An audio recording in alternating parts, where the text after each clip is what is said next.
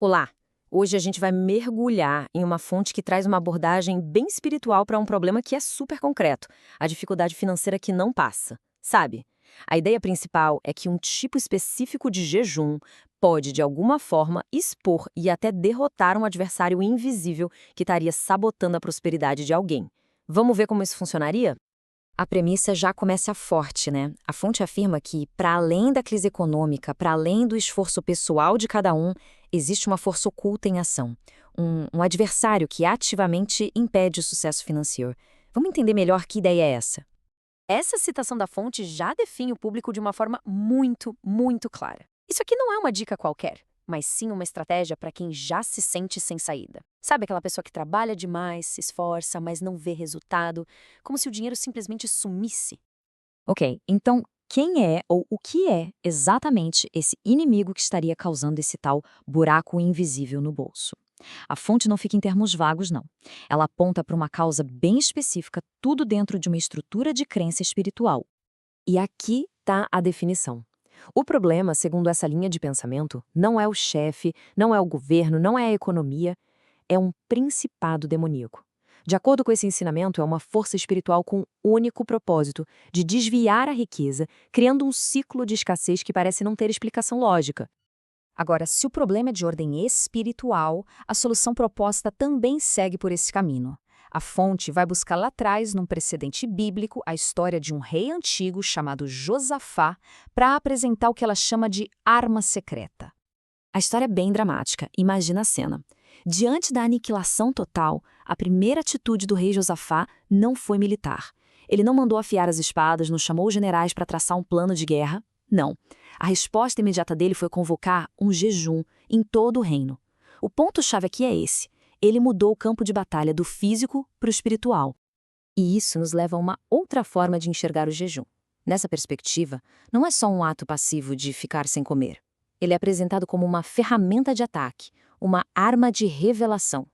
A ideia é que o jejum aguça, de alguma forma, os sentidos espirituais, permitindo que a pessoa enxergue o que está rolando nos bastidores e identifique a verdadeira raiz do problema. Certo, a teoria é interessante, mas e na prática? Como isso funcionaria? A fonte apresenta um plano de ação bem estruturado, um passo a passo mesmo, para colocar esse jejum em prática como se fosse uma campanha estratégica. O plano é todo dividido em 3 dias, e cada dia tem um foco bem claro, uma progressão. O primeiro dia é para, digamos, inteligência espiritual, descobrir quem é o inimigo. O segundo dia é para desarmar esse inimigo, expondo as táticas dele. E o terceiro dia é a ofensiva final, orando para que a vitória se manifeste. E para esse plano funcionar, a fonte ainda destaca 3 atitudes essenciais. Primeiro, a humildade, que é basicamente abrir mão da autossuficiência. Segundo, uma busca, focada, intensa mesmo. E terceiro, o poder da concordância, sugerindo que orar em grupo durante esse período multiplica o impacto.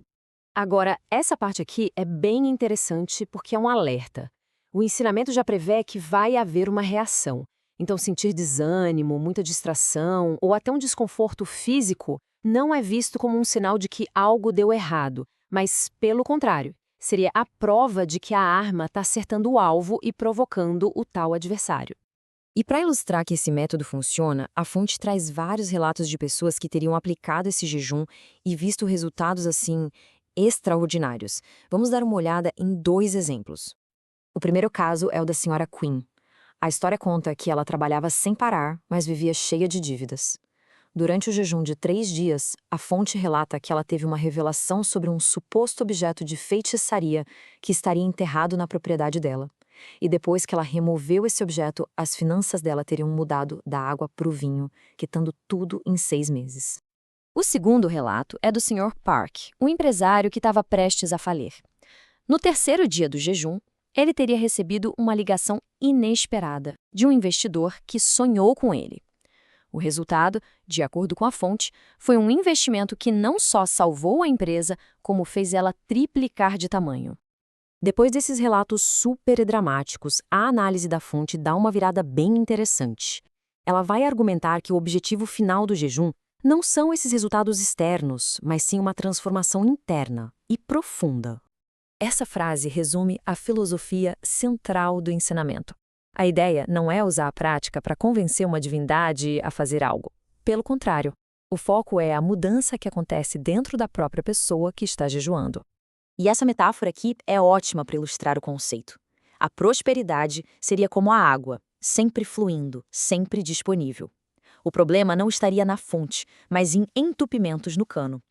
E esses entupimentos seriam bloqueios internos, como o medo, a falta de fé ou uma mentalidade de escassez. O jejum, nessa visão, é a ferramenta para limpar esses bloqueios pessoais. E isso nos deixa com uma última reflexão. A fonte descreve o jejum como uma ferramenta para revelar um inimigo externo, certo? Mas ela conclui dizendo que o verdadeiro poder dele está em remover bloqueios internos. Então, a pergunta que fica é: se o objetivo é a mudança pessoal, a introspecção, o que essa prática é, na verdade, projetada para revelar sobre nós mesmos?